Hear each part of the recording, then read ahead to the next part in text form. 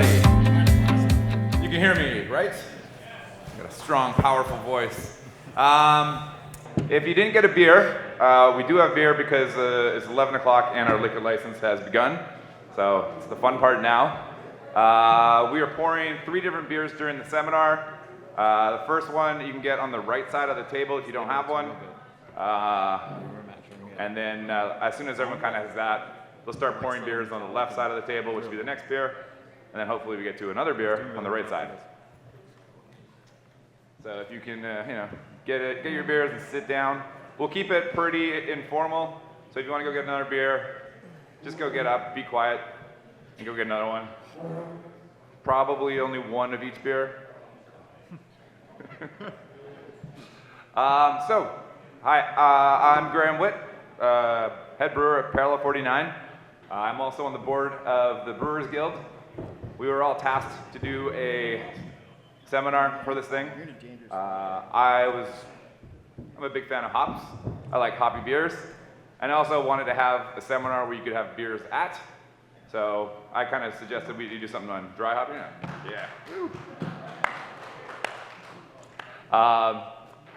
So we're doing basically a panel. I have some questions I'm going to ask these guys, and they're going to go over some of the techniques. We have 4 people. We got some of the new school guys, right? Northeast, maybe. Juicy, hazy. So, does that make us old school? You guys? No. I don't know. Old school hip hop's great, right? Yeah. So we got the Northeast and the Northwest represented here. We got Ryan from Twin Sails. Cop. Guys. We have Kent from Boombox Brewing. We have Nick from Phillips Brewing and Malty, right? I got that part. And then we got Gary from Central City Brewing and Distilling.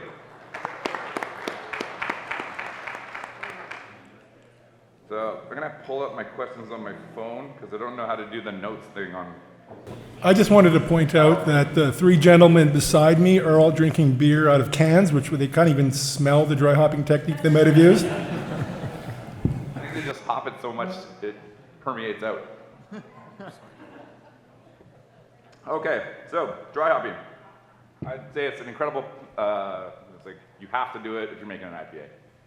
Pretty much nowadays you do. So basically we're gonna go through each of you guys. How do you dry hop at your brewery? Do you use fancy equipment? Do you throw it in the top? I'm able to start with Ryan, and we'll pass along.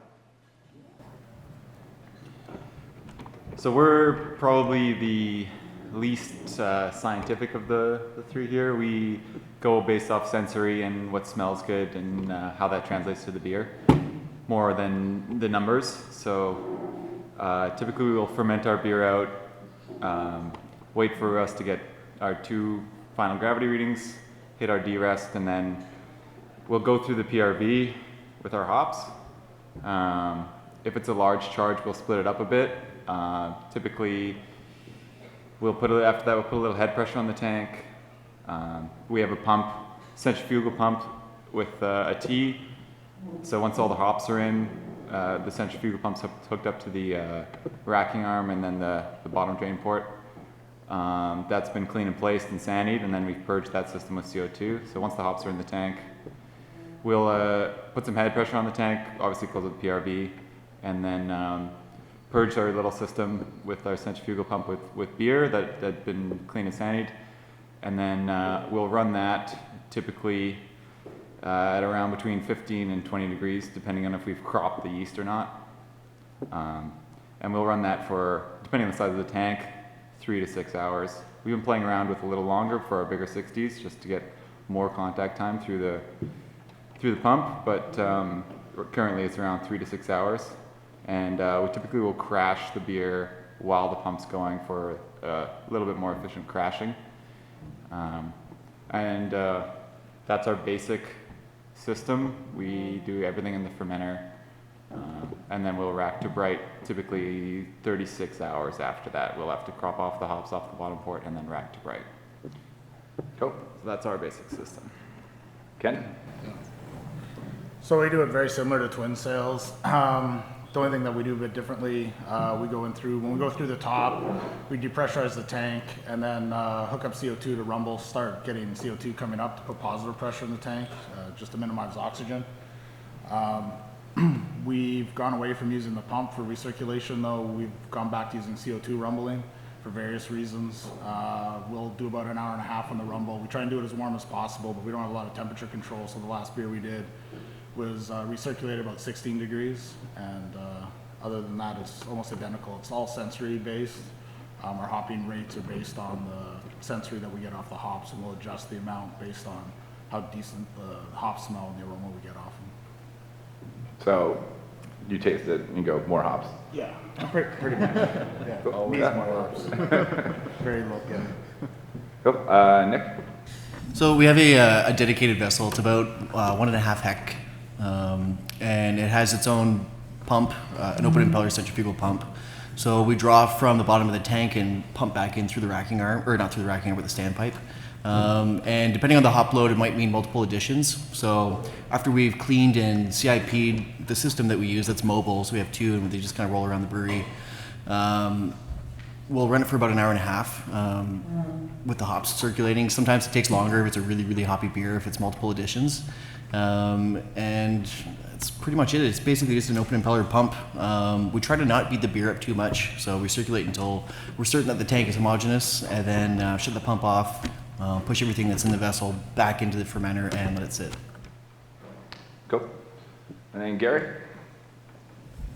Well, yeah, we also dry hop with pellets, and that's just from our new brewery. I used to dry hop extensively with whole leaf, but that's just impossible for the size of vessels we have now. But do you have that picture? I sent? Yeah. Oh, there it is right there. Okay, so we went, when we first started out, we had a device. We got a Rolick brewery, so they were producing an item called a dry hopnik.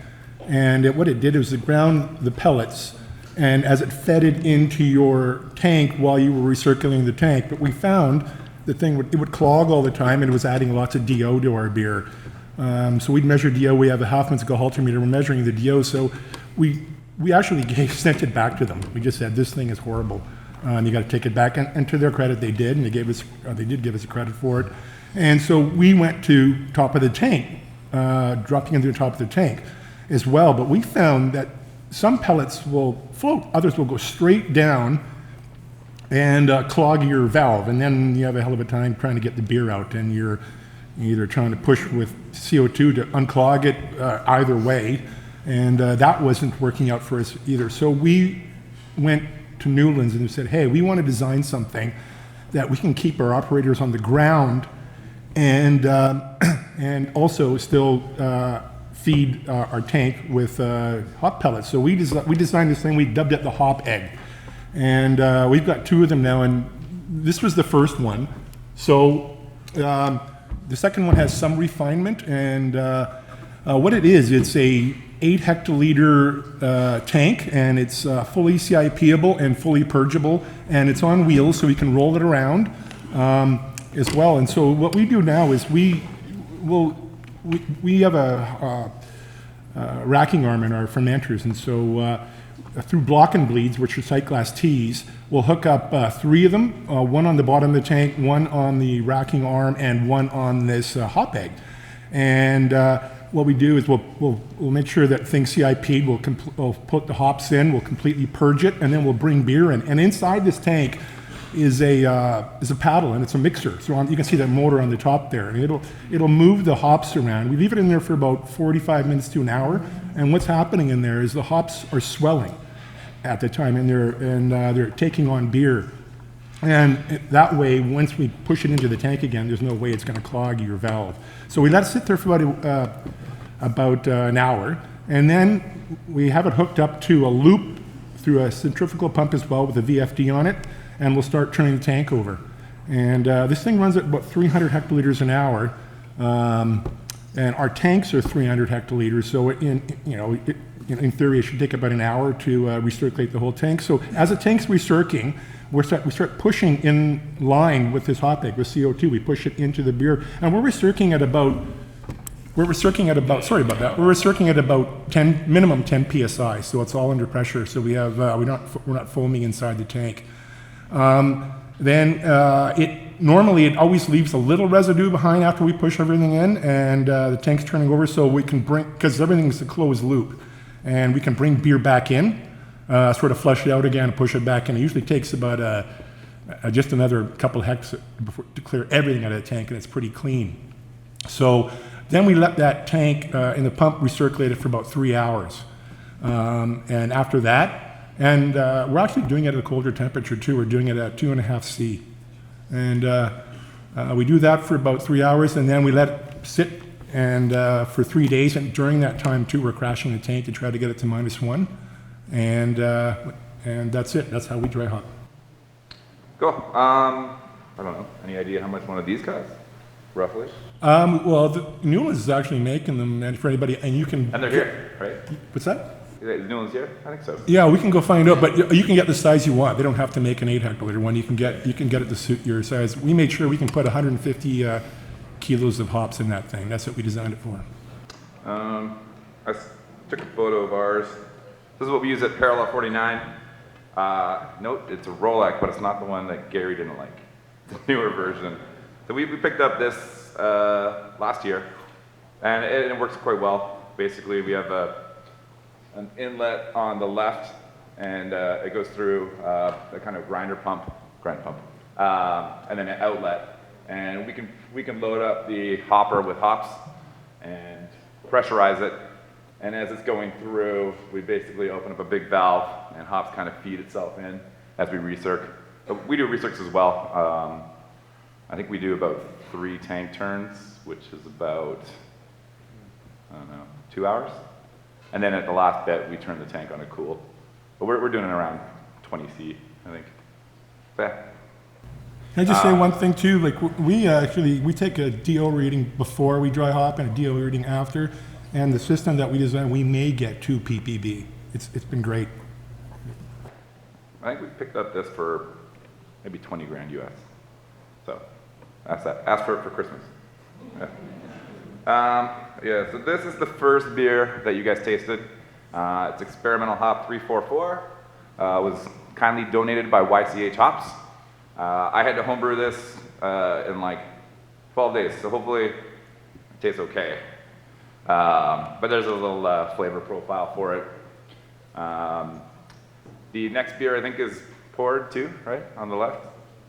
Yeah. So if you finish that beer, feel free to slowly walk up, don't crowd, and get the next beer. So I brewed this one. Kent brewed the next beer, which... Oh, okay. Well, I made my brewers brew the next beer, which is our cashmere beer. So we'll put up a map on that in a bit. Got my questions on the phone.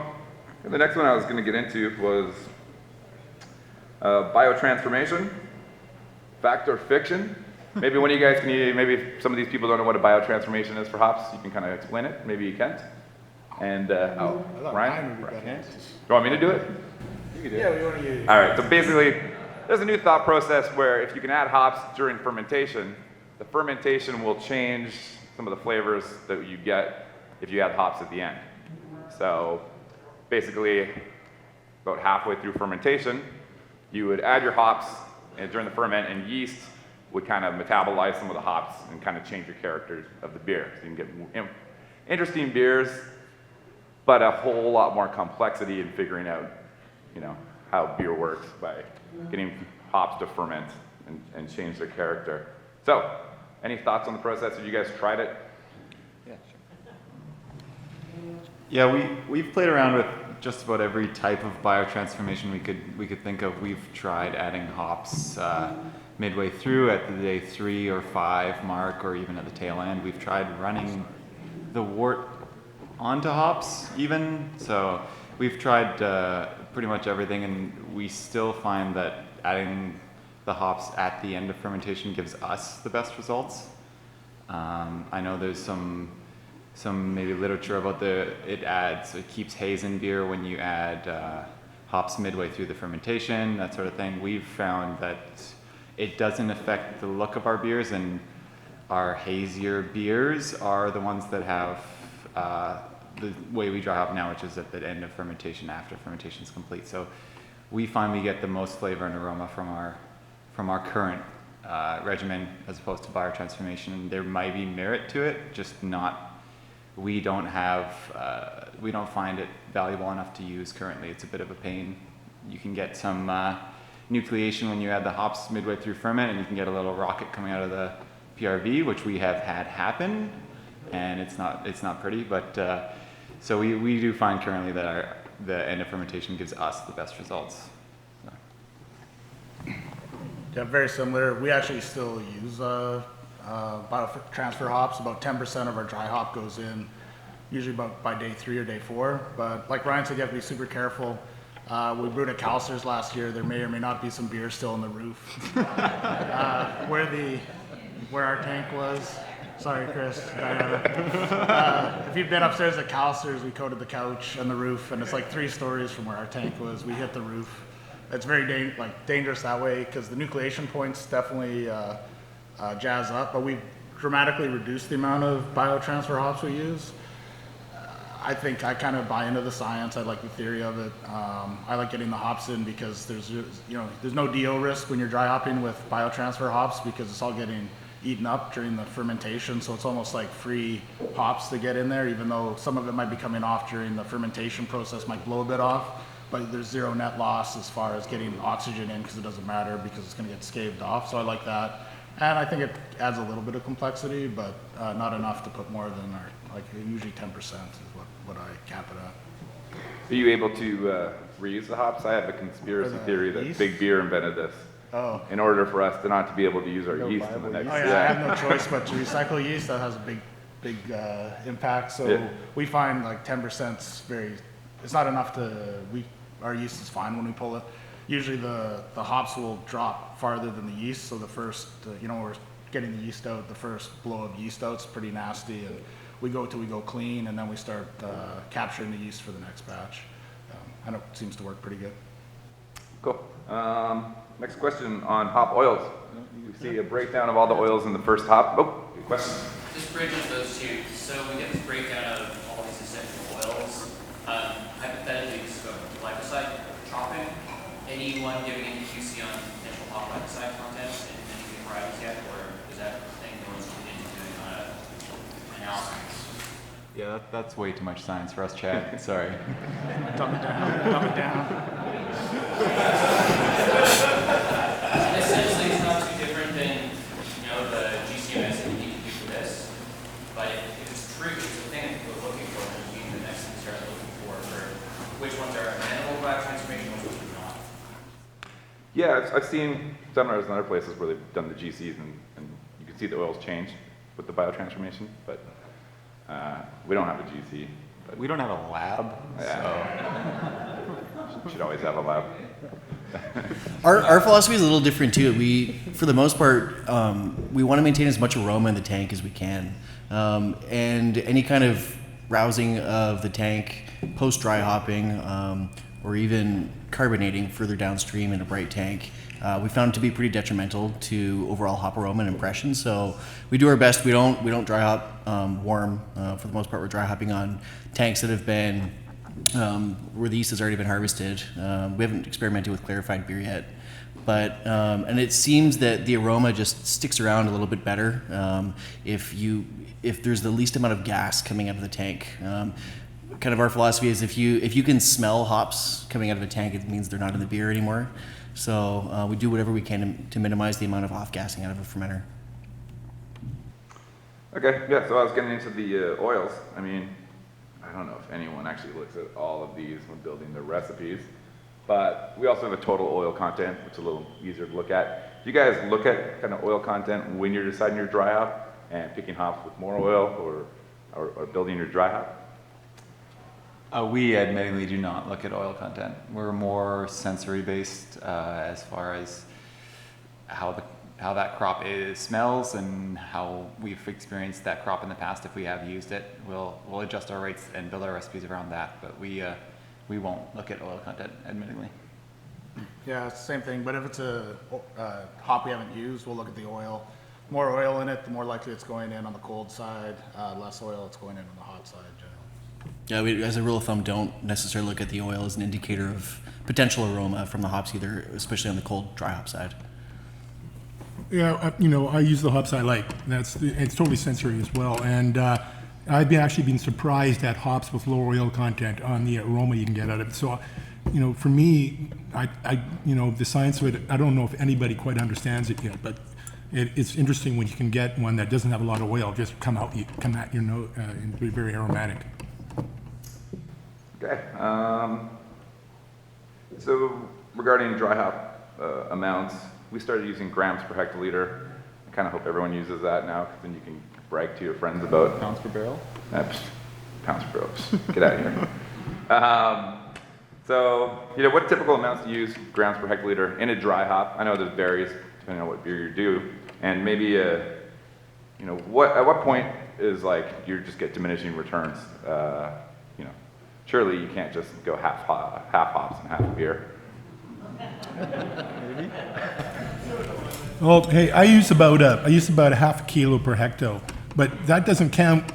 That's only dry hopping. But I have like 5 other additions in the kettle as well, including the whirlpool, and so you've got this whole mosaic of all the additions of hops, right? Too. But I have noticed we did a trial not even that long ago, maybe 3 months ago, where we reduced our dry hopping by, I want to say 10%, and it was noticeable, totally noticeable. And we dry hop fairly high, so I don't think I wouldn't put any more in, because I really like where the IPA is at right now. But I went back to the level that we were at initially.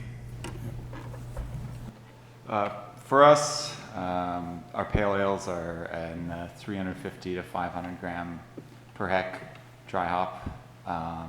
IPAs around 1 kilo, and then specialty double IPAs anywhere from 1.5 to the beer that we did with Kent, which is the most we've ever done, is 3 kilos per hec of dry hop.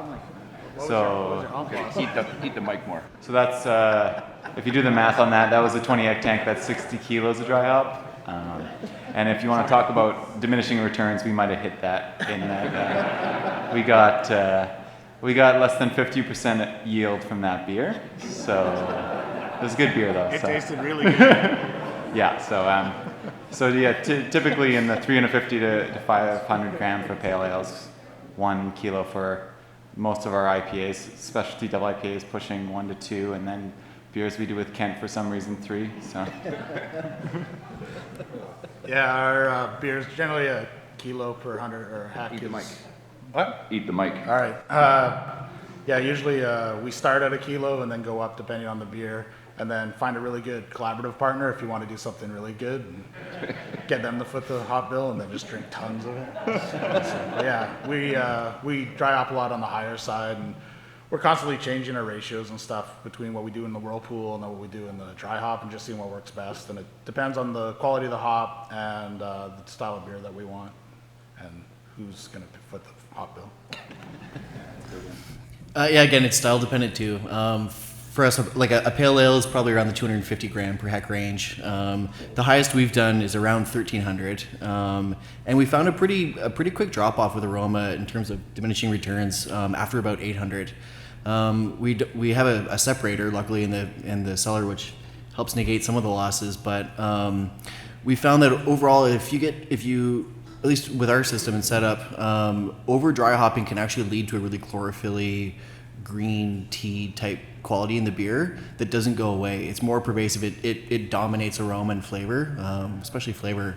So we try to find the fine balance, just like you're talking about, really building that hot profile and flavor on the hot side, something that's really going to stick around and be stable, and then enhance with dry hopping. So. I think this is, where's Cashmere? Cashmere's not the most newest hop, but I happen to have a keg I could steal from the brewery, and it's one more beer you guys get to drink during the seminar.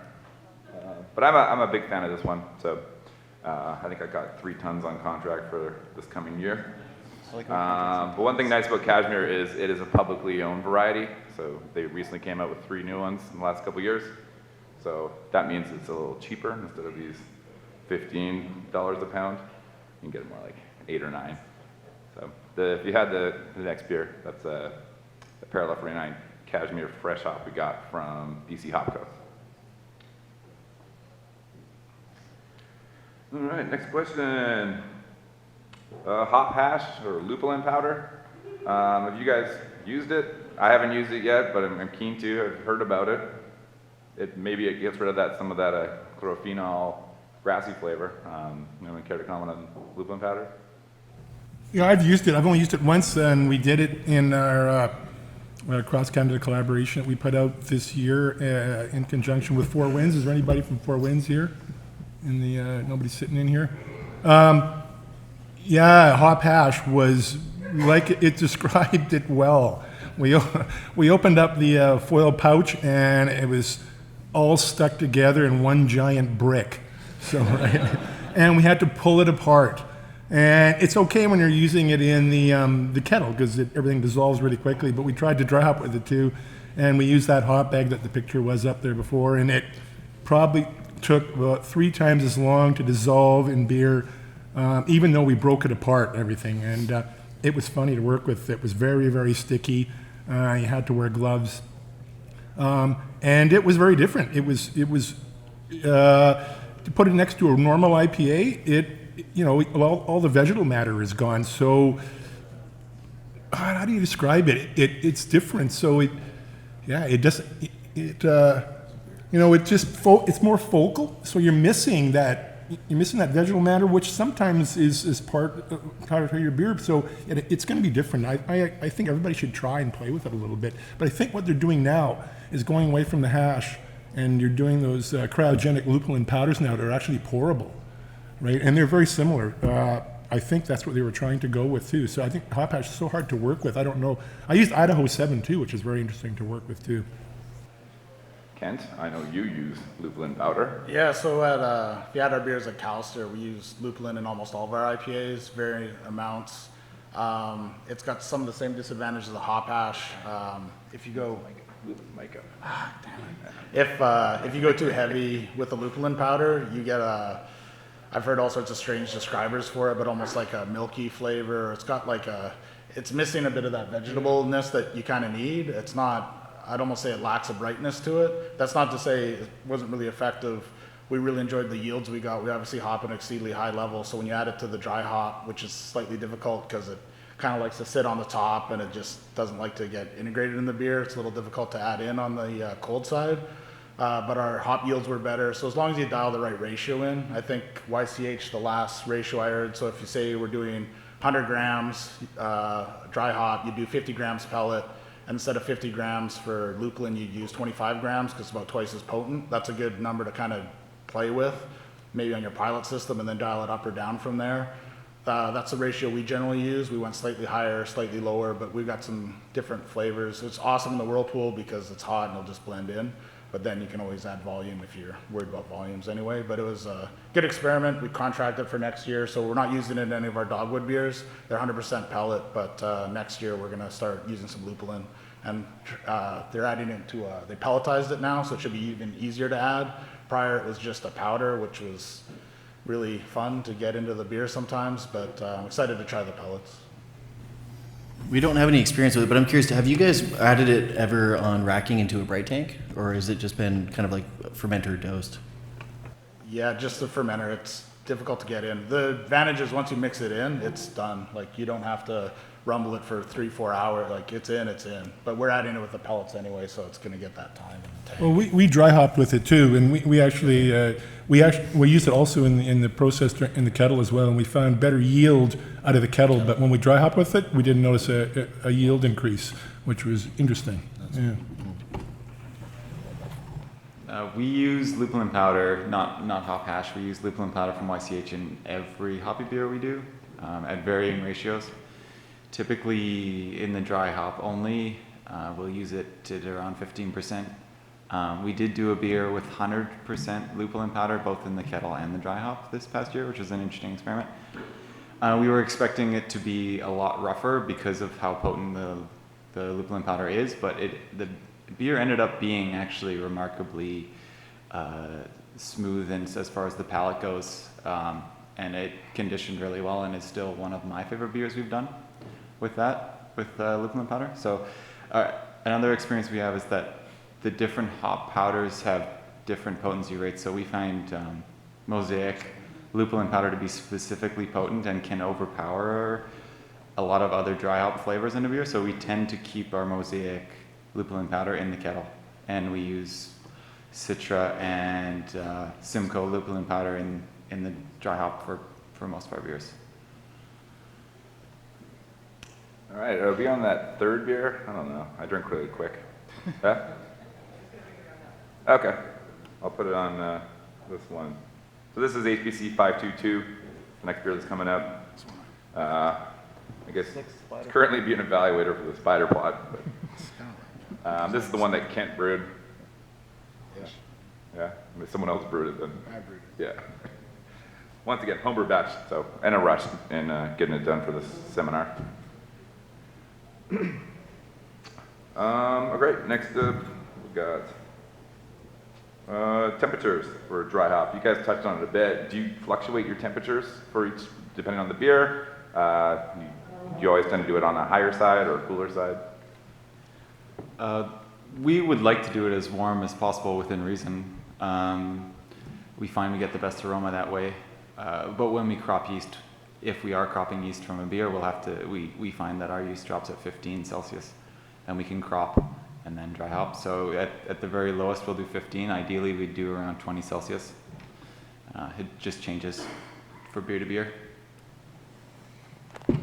Yeah, we'd like to do it at 20. We don't have very good temperature control, and right now we just did one at 16. But now, actually listening to this speech, we might go colder, because it sounds like some good beers are made at a colder dry hop. So we're going to start playing with that. But generally, we try and do it as warm as we can, try and get it close to 20. Yeah, we typically go cold, and I think it's for the most part because we want to remove as much yeast as we can out of the tank before we dry hop. It's amazing how much flavor and aroma binds to those yeast cells, and when you're dry hopping on that yeast, it tends to pull it out of the beer. So for the most part, our yeast drops pretty hard, and we like to do it post crash. So ideally at 2 or 3 days post really cold temps. Once the yeast has been removed, then we'll dry hop. How cold? Like -1. Yeah. I used to dry hop warmer too, about 14 C with the pellets when we first started, but way we started doing it, we would bring our ales down to 2.5 C, our IPA specifically. That's the point that liquid's at its densest, and below that the tank starts to flip again. So we were dry hopping at 14 C, and then we have a program on our tank, and it crashed it earlier before we were to dry it, so it went down to 2.5 C. So we couldn't warm it up. We're not going to wait till it warms up again, and so we needed the beer. So we dry hopped it at that temperature, just the way we normally do, and then that next day the lab comes to me. They're bringing 2 beers over. One was warm dry hop and one was cold dry hop, and I didn't know which one. She goes, "Which one do you like?" So I said, "This one's way hoppier," and it turned out to be the one that was dry hopped at 2.5 C. So ever since then, we do at that temperature. And it's because what Nick just said. It's because we're separating our yeast at that point. Our yeast is completely dropped out. We'll dump it from the bottom of the tank, and then we'll dry hop at that point. Do you do it longer if it's colder, or same time? No, it's the same. You know, we used to do it longer, and we found during sensory, 3 days is long enough in the tank, and we can centrifuge it. Yeah. So 2 of you guys have centrifuges. I know that helped mitigate some of these massive losses due to dry hops. Is there anything you guys do to try and recover some of the beer that you lose besides, I guess, with a centrifuge? Would you rumble a tank before centrifuging in order to run, I guess, the cone through, or do you just ditch it? Yeah, we don't. We found that if we rumble the tank again, the centrifuge guys hates us. So we let the tank, once we run it for 3 hours, and then it settles, and I'm not sure how long it takes to settle. It actually settles pretty good, and then we can centrifuge off that thing. Once we get through the cone, it goes pretty good. Yeah, same for us. The cellar guy gets pretty mad if a tank's roused. Believe it or not, you can break a centrifuge. We've done it. Yeah. But yeah, ideally, just like Gary said, what happens if you rouse the tank or you rumble it and you have all that added hop and suspension, it's more for the centrifuge to chew through, which means a slower flow rate through the centrifuge, which is an increased temp. So if you're starting with a really cold tank, by the time it's hitting bright, you might be at 4 degrees or 3.5 degrees. It doesn't take carbonation quite as well if you are topping up carbonation. And overall, it's not as good for the beer. So we want minimal time through the centrifuge. All right, and then I don't know if you guys experience the whole hops. I know Gary used to deal with whole hops. Maybe you could touch on dry hop on the whole hops. I don't know. Have you guys, other guys, dry hop with? Yeah. Oh yeah, we used to, and I used to dry hop for close to 2 weeks, and Dominic Heraldis here, yeah, he can he can attest to that. I actually before we opened up the big brewery, I actually had a tank designed to be a dry hopping tank, but it was also worked as a bright beer tank, and it was about 50 hectoliters, I guess, and I had 2 manways, and I had a manway at the bottom and a manway, I gotta say, 2/3 of the way up. And I used to hang a stainless steel chain from the inside of the tank, and I would attach giant tea bags of hops from this chain at different levels. Yeah, and so that's why I had the manway 2/3 of the way up the tank, and I would let these. I think we probably had about 15 bags inside this tank just sitting in there at warm temperatures too for almost 2 weeks, right? So that's really why Red Racer IPA started for sure. Yeah. That's where the roach beer? Oh, yeah, the roach beer, yeah. That's from dry hopping in the serving tank and using those big dry hop whole leaf tea bags again and using stainless wire to tie that tea bag to the bottom of the tank so it didn't float and serving off a standpipe in that serving tank. And then as the liquid came down, it got to about 20 liters left and still soaking on 3 or 4 giant tea bags in there, and then coming down and turning into that same flavor. And I think I'm also going to credit Dominic Heraldis for naming roach beer. So I think that's mostly it for the questions I prepared, but I think Q&A would be good. Does anyone have any questions? Well, you could probably just yell it out, and I'll say it in the microphone so the recording goes well. Yes? Hi. I'm just wondering, what are some of the benefits you found using lupulin powder? What are the benefits to lupulin powder? Why? Why use it? For us, lupulin powder provides a more potent, kind of a vivid hop character. And in the dry hop, it actually allows you to get a little bit better yield. So because you're not getting vegetal matter, it tends to settle out in a nice tight form on the bottom, and you can crop it a lot better.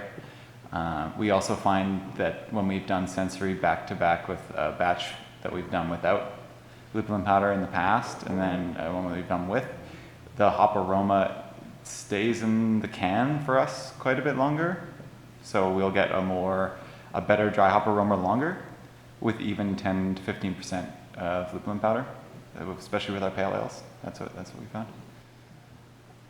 I haven't used lupulin powder yet, but I ordered some. One thing I like is I usually have 5 or 4 tons of hops in boxes, but the boxes are a lot smaller, so you actually save a lot of space with it too. It's a little bit more expensive still, is it not? Yeah, it seems like it's twice the price. You use half as much, roughly. Clay, how much is it? About double, okay. Yeah, it pretty much breaks even. Like based on the ratio that I gave you, it costs basically twice as much and then you use half as much. But then where you make the difference is if you get those increased yields, which we also saw a significant amount when we were using it, it paid for itself. But again, like anything, some of the prices, I think right now it's just over double. So it just kind of depends. It's surface area too, right? The surface area of that ground fine powder, the contact it makes in the beer is huge, right? What I've noticed too is we've used a lot of Simcoe of this lupulin powder, and it's not twice the alpha, right? So if you figure using half, you should get your same alpha. we actually found our alphas increased by using half, even though the alpha wasn't double, right? So that's interesting too. It's got to be the surface area. Does anyone know about temperature, like storing lupulin powder? Does it hold better than full hops? I imagine it would. If it's nitrogen filled or whatever, yeah, keep it in the freezer. It's always the best, right? Yeah, we keep it as cold as possible. I think even YCH said it doesn't matter. Like, it just, when it's all sealed up, it doesn't matter if it's cold or not, but just for good practice, we keep it cold. We can.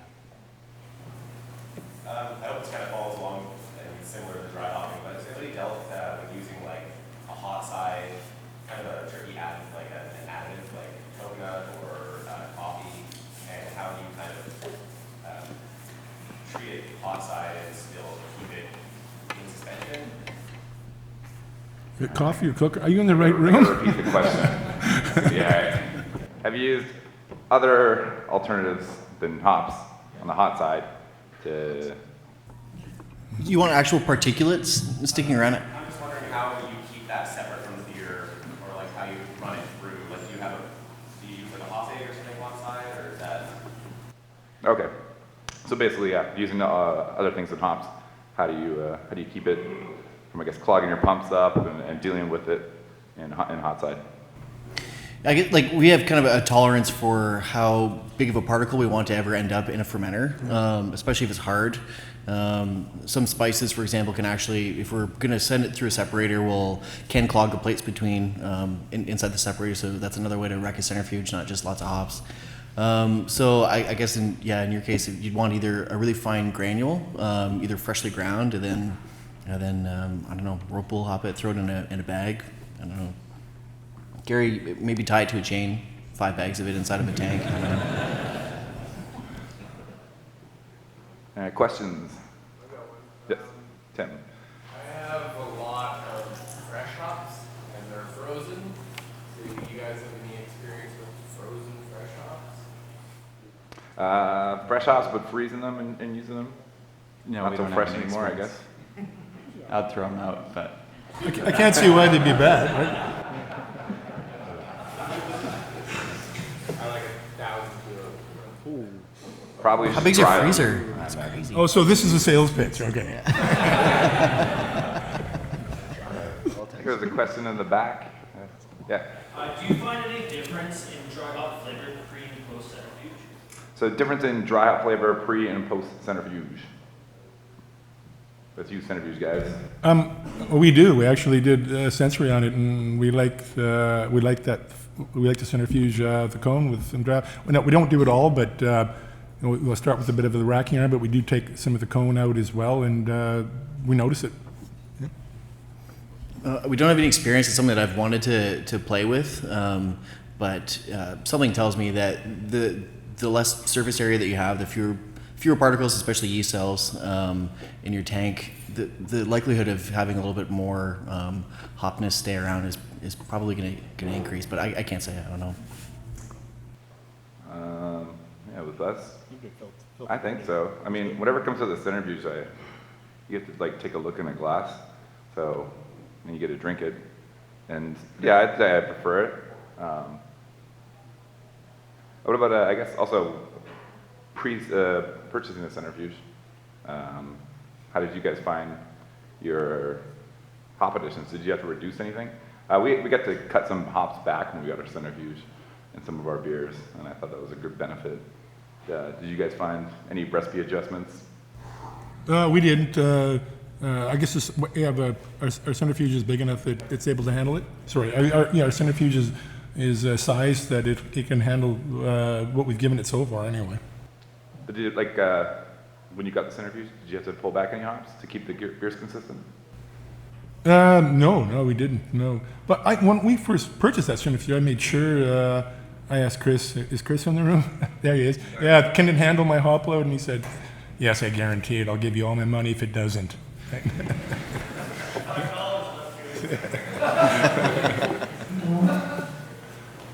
Questions? How about back there? Is anyone using a hop back anymore? And you guys got a hop back? I don't have a hop back.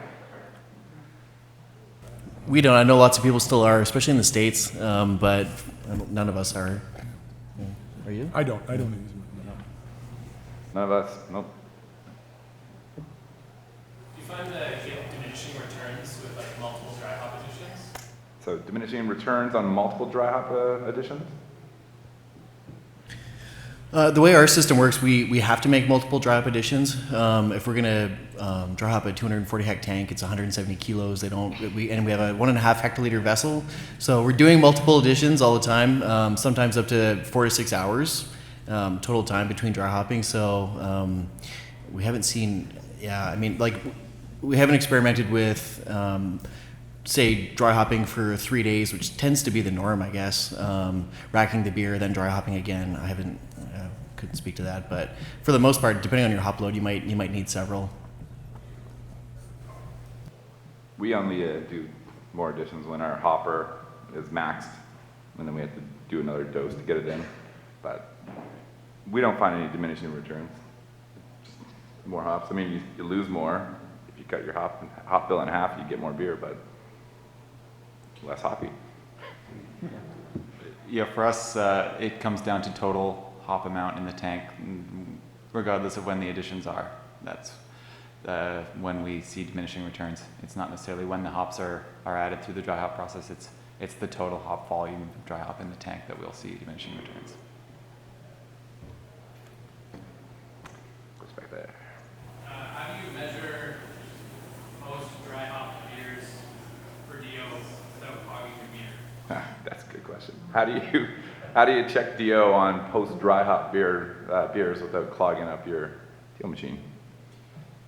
Don't buy Well, one. it's really easy for us. We don't have a DO meter. Yeah, I don't have one. Luckily, West Coast Canning does, but that's the only time we get DOs. We test it as we're dry hopping, and it doesn't clog the DO meter. What kind of DO meter do you got? Ours clogs all the time. Halfman's? Yeah. Yeah.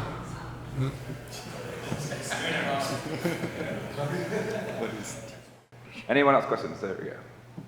Just speak a little bit to finding during the recirculation versus finding after dry hopping. Is there any sort of benefit to doing it at the same time post with the findings? Because I know most findings will interact with hop matter, so would that be something that would be all right? So discussing finding your beer, recirculating your dry hop, and We've played with finding, so biofine, and we tend to add it during the dry hop. I've seen hops fall out of solution a little faster. I don't know why. Maybe I missed a day. Maybe I lost a day somewhere. But it seemed to clarify the beer overall a little bit more quickly. And I mean, if you look at the actual settling rate of a hop particle, if you're dry hopping and your biofine has about a 12 to 24 hour, depending on what's happening in the tank convection. If it has like about a 24 hour time frame before it's actually, let's see, just get the right idea, being effective, then I mean, I don't see why you wouldn't fine at the same time. I just want to I saw Kent there. He was doing, what is that called? The New England roll? New England roll. New England roll. You got to roll your tall can before you drink it. You want to Patent pending. demonstrate it, maybe? Show people the New England roll. Sure. There you This go. one doesn't need it, but yeah. Oh yeah. Oh yeah. Yeah. Get that yeast out of This is like about 6 rolls, and you're good to go. Yeah. For our process, we use, on the rare time we use findings, we'll use biofine, and we add it inline to the bright tank, typically, and a T. We'll have a vessel that's purged with CO2 with the biofine in there, and we'll fill it in line with beer, and then push it back in line gradually as the transfer is going. We only do that for hoppy beers that we would like to drop clear.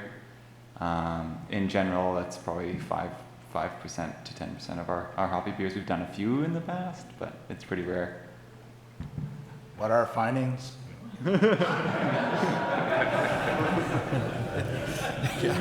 Keep in mind too, like for something like biofine, it's only really effective when the temperature is cold. So if you're dry hopping warm like these guys, I mean, I don't know that they'd have a place for it, but if you are dry hopping cold, it could work for you. Question back there. In your experience, what is the average extra cost of ingredients for dry hop beer? Ooh, how much more does it cost to dry hop your beer? I mean, that's purely dependent on the amount of hops you're using. So Yeah. yeah, and the price of the hops, obviously. So that's just think it's it simple gets math up. at that point. But for us, it can be a tremendous amount of cost to the beer. Otherwise, cheap beer becomes extremely expensive when we dry hop it. Yeah, for the most part, we don't really look at the cost of the hop addition to beers if it's going to make a great beer. We do keep a really close eye on the yield, though. So I know if we're going to dose 250 grams per hec, I could expect somewhere between 88 and 90% of the total fermenter volume in the bright tank.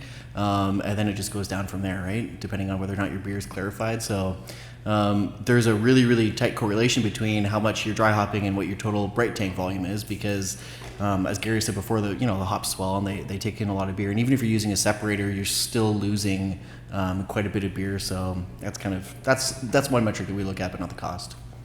Have you guys ever looked at sort of how many liters per, whatever amount of dry hop you lose? Have you quantified a value? Be interesting to know. We calculated a 25% hop loss minimum per batch.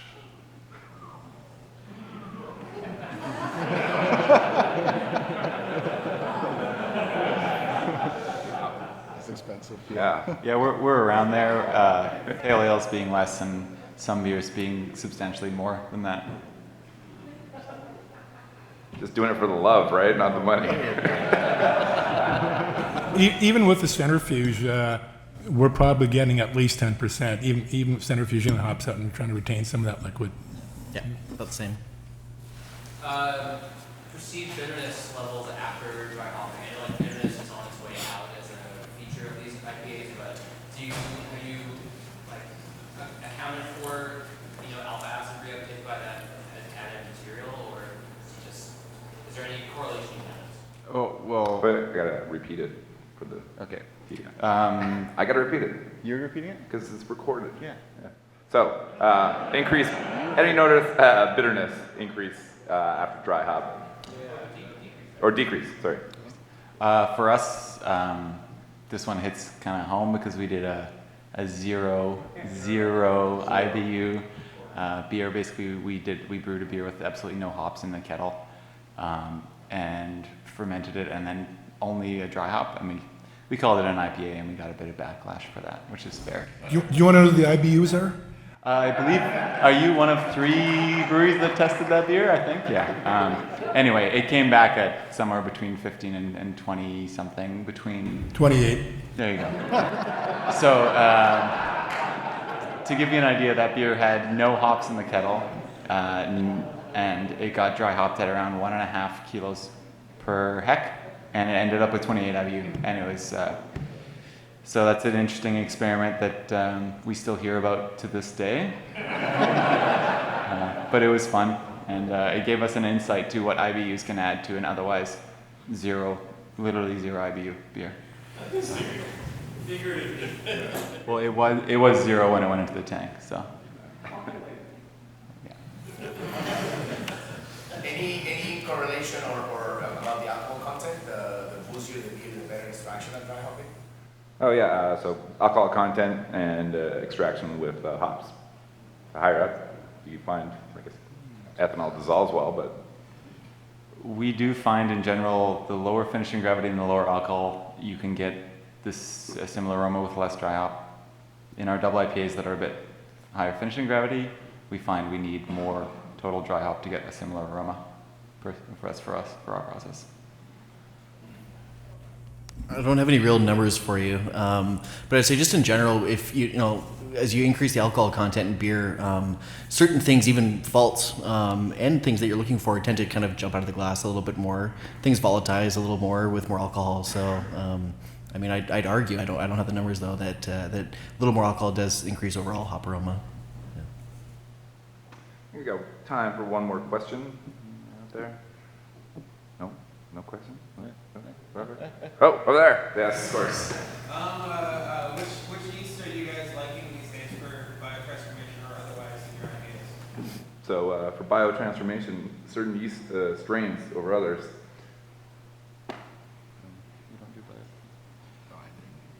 We don't do biotransformation anymore, but our house ale yeast we're happy with. We can chat about it after the conference.